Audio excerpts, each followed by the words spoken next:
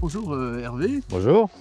Alors nous sommes près du stade mythique de Geoffroy Guichard à Saint-Étienne et je voudrais que vous puissiez nous parler de Itotem, qui est une société que vous avez fondée il y a à peu près une douzaine d'années. C'est ça, exactement.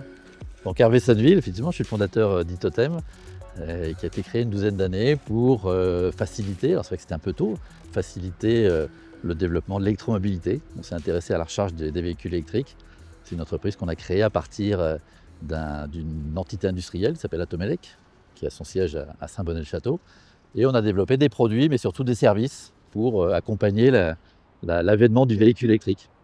Et donc il y a j'imagine une petite quinzaine d'années, vous réfléchissez sur la mobilité et vous décidez de lancer un réseau de recharge électrique. C'est ça, c'est-à-dire C'est que assez... alors Atomelec, c'est une entreprise que j'ai reprise il y a 17 ans maintenant, Ouais. avec bien sûr un plan de développement, une ambition, c'est-à-dire qu'est-ce que je peux faire, j'ai un outil industriel, il faut que je fasse des produits, j'ai envie de faire des produits, qu'est-ce que je peux faire et bien sûr la recharge des véhicules électriques, même si on était vraiment au tout début, c'est apparu comme évident.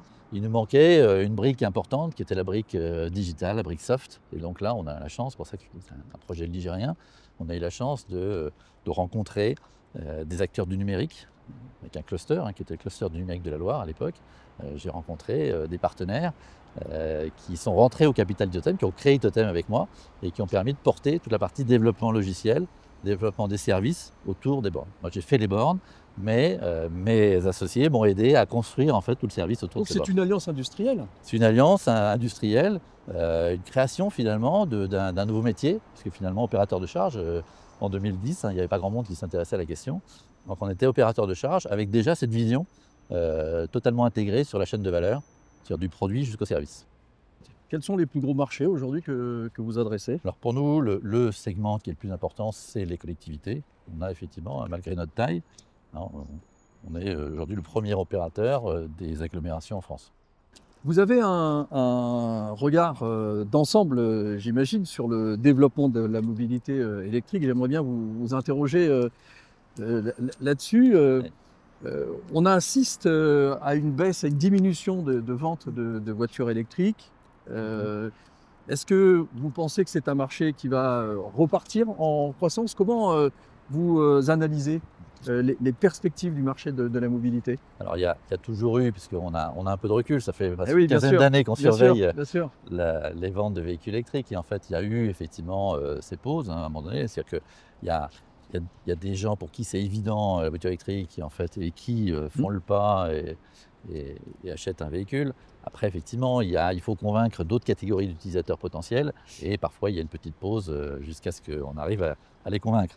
Ce qui est clair, c'est que je pense qu'on est sur quelque chose qui est vraiment inéluctable et sans marche arrière possible. Aujourd'hui, c'est la solution, et en particulier en France. Aujourd'hui, c'est une chance, la voiture électrique, une chance d'utiliser, de s'affranchir de la dépendance quand même d'énergie fossile, d'avoir des villes dans lesquelles la pollution atmosphérique descend, qu'il y ait moins de bruit. Enfin, c'est quelque chose qui paraît tellement évident et tellement bénéfique pour la société qu'on voit mal comment effectivement on peut renoncer à cette chose-là, parce qu'aujourd'hui, il n'y a pas d'autre solution. C'est-à-dire qu'aujourd'hui, les problématiques de pollution, d'impact et de dépendance au pétrole, il n'y a pas d'autre solution que le véhicule électrique, qui soit aujourd'hui mature, qui soit accessible. Donc oui, effectivement, il y a une problématique de coût encore. Le véhicule électrique n'est pas encore effectivement assez bon marché pour qu'il devienne un peu plus massif, mais il y a aujourd'hui, je pense, une mobilisation comme des constructeurs pour trouver des solutions. Donc il faut laisser un peu de temps pour qu'effectivement le véhicule soit plus accessible, qu'on soit également peut-être un peu plus inventif sur des solutions de financement pour que les entreprises et même les particuliers puissent accéder en fait à la voiture électrique de manière plus facile. Les autonomies aujourd'hui répondent à pratiquement tous les usages. Il n'y a que très peu d'usages aujourd'hui qui ne soient pas compatibles avec les véhicules électriques qui sont sur le marché.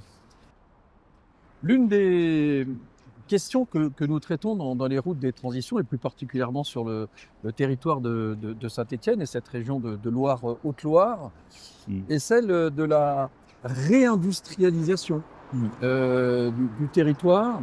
Est-ce que vous avez le sentiment que parce que vous partez de ce territoire stéphanois, de cette alliance entre industriels, ça vous a donné une force particulière ou une forme de singularité?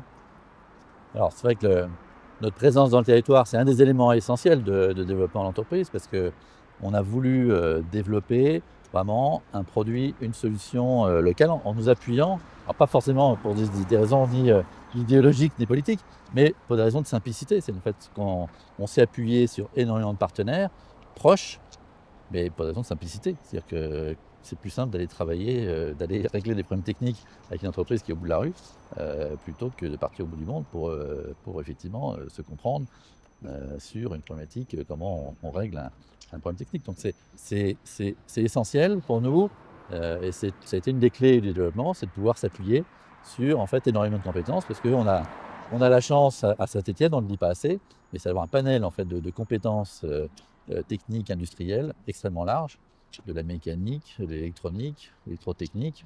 On a plein effectivement de compétences. Et donc on a été effectivement s'appuyer sur ces différentes entreprises, grosses ou petites, hein, mais qui nous ont permis d'avancer. Hervé, puisque on est dans la période des vœux, une belle croissance qui vous attend, une très très belle aventure industrielle, permettez-moi de vous souhaiter une très très belle année 2025 et puis un très beau développement. Je vous remercie. À bientôt. Et à bientôt. À bientôt. Au revoir.